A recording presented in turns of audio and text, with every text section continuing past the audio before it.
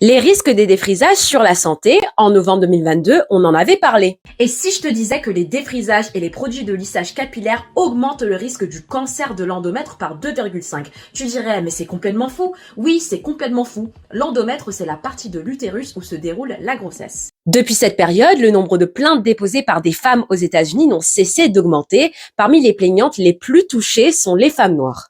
À date, en janvier 2024, il y a plus de 8000 procès en cours déposés auprès du tribunal fédéral du district nord de l'Illinois. Mais comment sommes-nous en arrivés là? Tout est parti d'une étude de la National Institute of Health, la NIH aux États-Unis en octobre 2022, qui a conclu que les femmes qui utilisent des défrisants augmentent leur risque de cancer de l'utérus par 3. La NIH est une instance gouvernementale fédérale qui gère la réglementation sanitaire.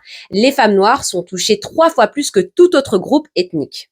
Une autre étude publiée par le Journal of the National Cancer Institute en décembre 2022 a conclu que les plaignantes étaient à 60% des femmes noires. Ce journal américain est publié par des scientifiques qui sont auteurs de ces revues de renommée internationale. Et cette étude souligne que ces résultats sont la première preuve empirique d'une corrélation entre l'utilisation des défrisants et le cancer de l'utérus. Et il est possible pour une personne de déposer plainte si celle-ci a été diagnostiquée avec soit le cancer de l'utérus, le cancer du sein, l'endométriose, bref, tout le système reproductif est en danger. Et la critique la plus commune de ces plaignantes est la suivante, que les fabricants ne mentionnent pas explicitement sur l'emballage de ces produits défrisants qu'il y a un risque du cancer de l'endomètre. Alors méfiez-vous des produits où il faut porter des gants fournis par les fabricants, cela devrait nous alerter. Évidemment, cette problématique nous concerne toutes et pour que nous continuions à faire de la prévention, partageons en masse l'information en partageant cette vidéo.